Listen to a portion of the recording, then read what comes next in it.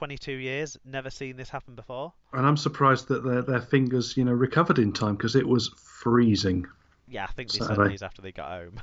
Yeah, warmed up with a cup of tea. Started with Brian Davies.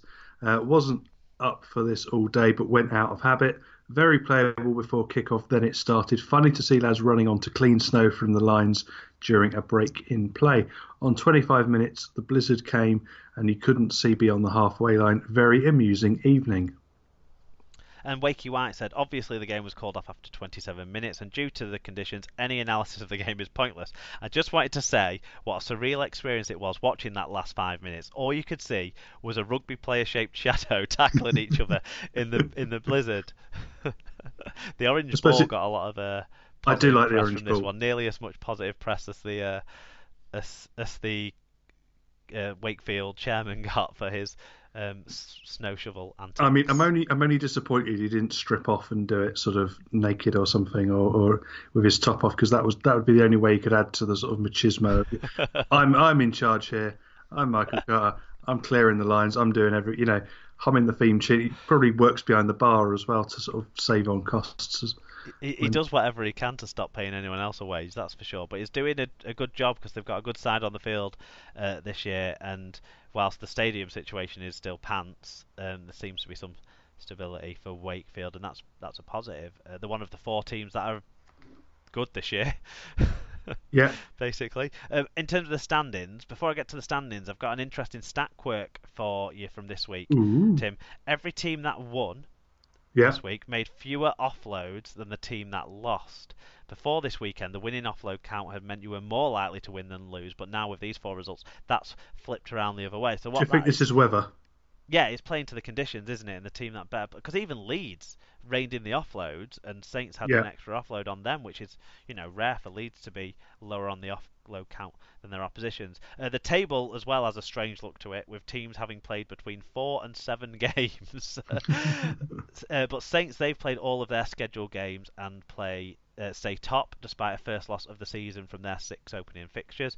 It also stays Wigan second, Wakefield third, and Leeds fourth. Warrington moved to fifth with 7 games played. Castleford fall to sixth with only 4 games played. Then it's Widnes, Hull, KR in the top 8. Then Hull FC, Salford, Huddersfield, and finally Catalan. There we go. On to predictions, Super Brew, Nah, we're and not. We're not. Dream Team. We're No, not. We're not talking about these this week. No. no, because you see, I've got predictions. Mark, you went 0 out of 4 this week. You completely got the duck egg. That leaves you 8 out of 14 overall. In terms of us on the co-host squad, it was 1 out of 4 this week, but that does put us 9 out of 14 overall. Yeah, in the Super Roo, John H stays top, but Dr. Bob has closed the gap with a yellow cap wearing week, so he's in second place there. In the Dream Team League, Alan Bagley stays top, but Leeds fan Paul Wilson, he had a really, really good 5-9-1 for a weekend that had 2 games called off. That's excellent. I think that's an excellent score, so big props to Paul Wilson there. I'm sure he'll like getting that shout out. So that wraps up the Super League coverage from this week. So we're going to move on now to other results from around the world of rugby league.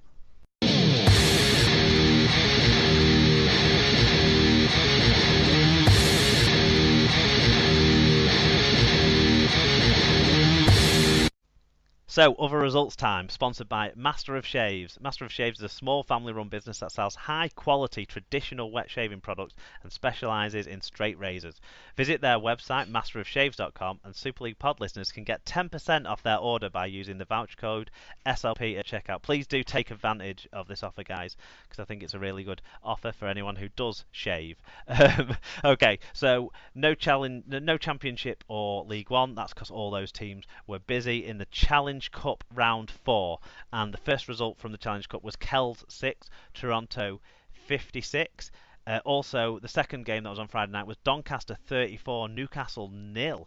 Yeah, and Ethan O'Gorman got in touch with this one. Doncaster made it 3 wins on the bounce when they defeated Newcastle 34-0 at a chilly Keepmoat Stadium. Once against Young's halfback Liam Harris put in a brilliant kicking display, with ex-Cas fullback Richie Owen scoring his first try.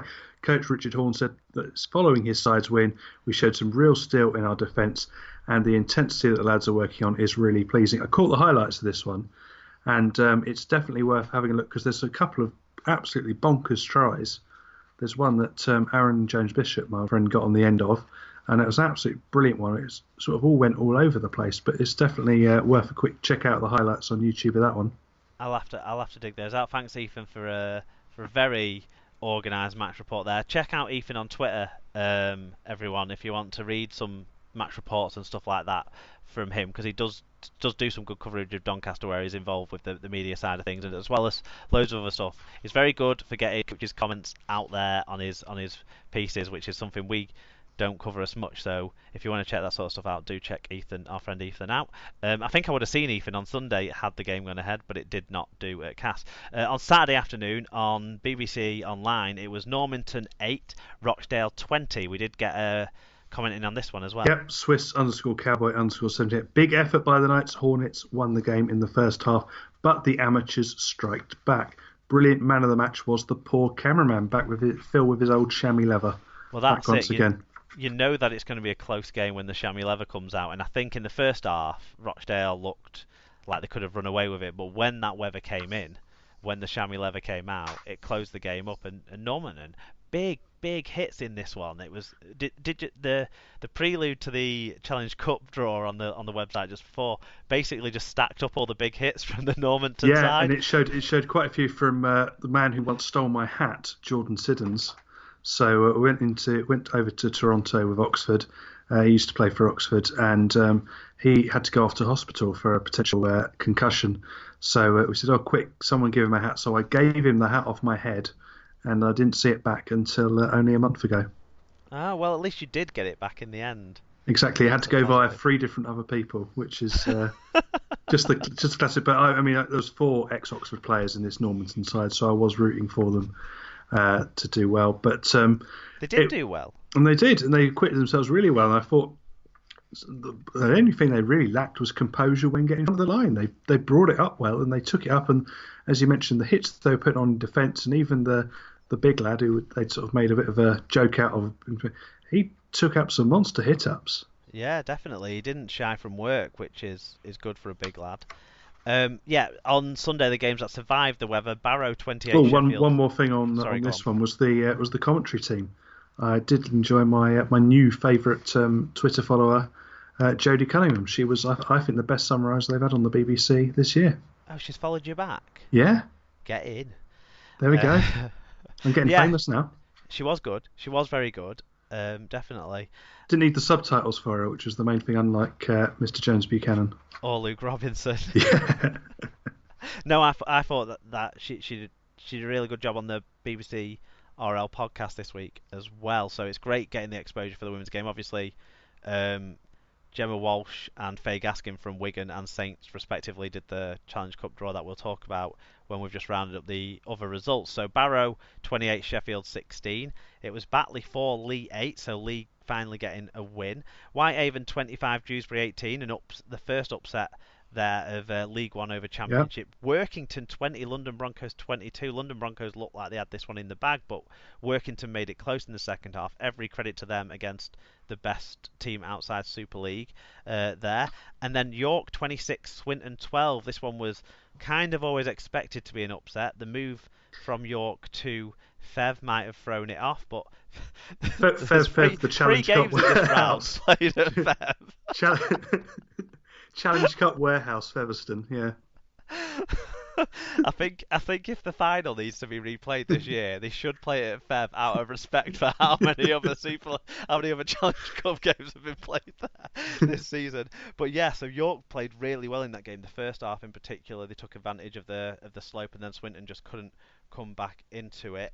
Then tonight, a couple of the rearranged games took place. Featherstone 68, North Wales 6.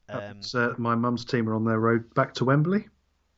Unsurprising as well for Fev to have come out that big a winner against a League One side. Really, that's especially what you'd expect than what happened on Sunday's games. Yeah, especially when it's been shifted to a Tuesday, so the players won't just their mindset and the way they'll be gearing up for a game and their preparation won't be the same. Yeah, for the semi-pro club who now are travelling after working and stuff rather than being at home on the weekend, which was what was meant to happen. And it's just your timing for an evening game as well, because they won't have played many evening games at all so their timings of what they'll do when they'll eat, when they'll prepare, when they'll warm up, they just won't quite be there. And it's more difficult to adjust your patterns when you're all part-time players. No, Fev Yeah, have a lot of part-time players, but most of their part-time players probably are involved in things like personal training and stuff like that. I don't know what the jobs of the North Wales lads will be, but I'm guessing more varied. And then probably the most surprising result of the round, which is a big thing to say when Whitehaven picked off Dewsbury and York picked off Swinton, but it was Halifax 6, Oldham 27. yeah, and that try coming midway through the second half, so Oldham were comfortable in that one. Dominant. Yeah, Yeah, which every is time we checked on the excellent. score all the way along, weren't it? It was, oh, Oldham are ahead. Yeah, and they just they carried on. So well done to them for getting themselves. Obviously, we had lots of games affected by the weather. So we've also got Coventry against Pilkington, the game I mentioned earlier on. That's been moved to this coming Sunday, and Hunslet versus Bradford also postponed, and that's been shifted to Easter Monday. Yeah, and the Challenge Cup fifth round draw was live on the BBC Sport website tonight. So hopefully, Tuesday as we're recording. So hopefully, some of you guys will have caught that. But if you haven't caught that, the ties to be played over the weekend of the 21st and 22nd of April. Yeah, we've got Um, Warrington Wolves. They'll be at home to the winner of the Hunslet versus Bradford tie. it's Barrow against Toronto because Toronto will be a away side regardless of how they were drawn. That's a grudge match because they don't like each other. No, there was a lot of bad blood between the two fixtures that they played with each other last year. Widnes Vikings will entertain the winner of Coventry and Pilkington, so a big prize for whoever wins that game. The tie of the round, as far as I'm concerned, Leigh Centurions versus the London Broncos. There's a lot of bad blood between those sides as well from previous encounters, so that's going to be a really interesting one. And they'll be playing each other in the league, like in close succession. So this is going to build up that rivalry, and Leigh need to get some wins against the best club in that division right now as it stands, and London are that. So whereas Leigh would fancy themselves as that, but they're not. They're patently not being. So that's a big one. Yeah, probably the closest match game will be Whitehaven against Rochdale Hornets. That'll be quite an entertaining one to watch, I should suspect. It's the biggest chance of an upset Yeah, you would have thought, apart from the next game, which did cause a upset a couple of years ago, you'll remember, and that's I wish. Oldham Yeah, versus Hull Kingston Rovers. yep. So that'll be down at White Bank. That's going to be quite entertaining. Yeah, well, whether White Bank's going to be sufficient to host that one, Yeah, it's an yeah. interesting call. Probably have to have it at Um, Featherstone. well, everyone else is. And we've got Donny. They will be entertaining the winners of, the Featherstone, in fact. So it'll be Doncaster against Featherstone down at the And Keepmoat. And and then finally, finally, the game that's possibly got a chance of drawing up one of the biggest crowds. I mean, I Warrington and think it Widnes you'd will, yeah. expect to have more, but If they time that right, and it's not, it depends on TV as much as anything, which one gets picked up, doesn't it? yeah, but it's York versus Catalans, and York have been promoting some games really well recently, so let's hope they get a bumper crowd for that one. And that one could be, let's not muck around too much. Catalans should win it and should win it easily against part-time York side that are in League One. But the way Catalans are going Yeah, and the way York are going, it's it going to could be be a cracker. it's going to be a great one potentially. So as I understand it, in terms of TV coverage, BBC are going to have another online game from this round, Yeah, not a televised game. Sky have I think Sky have the rights to play a game from this I round think they as can well choose if they they can want choose to. one from this round or two from the next round, as I understand it. So I think they probably will pick something up here. Well, you'd want them, from my point of view, you'd want them to have Leigh versus London on. Yeah, Whether they'll go with that, with no Super League involvement, is another question. They might go for York versus Catalans. I would really hope that BBC go for that Whitehaven Rochdale yeah. game because I think that's where there's a League One club that could be But beating they don't a often Championship club. pick up the same club again. So it'll be interesting to see if, because that'll be two in a row for Rochdale. Two for Rochdale, yeah, potentially. I don't really want them going Barrow Toronto, just because I think The hype Toronto trick. get enough exposure. Yeah, But that might be an option because it's going to be a tasty fixture, and they drew earlier this year. Some good games there. Right, let's wrap up the NRL round two, and I'm going to level with you. I only saw bits of one of the games, so I don't have a lot to say. But me too. Yeah, um, Thanks for everyone who reminded me that the League Live app is somewhere where I can get all the stats that I'm not finding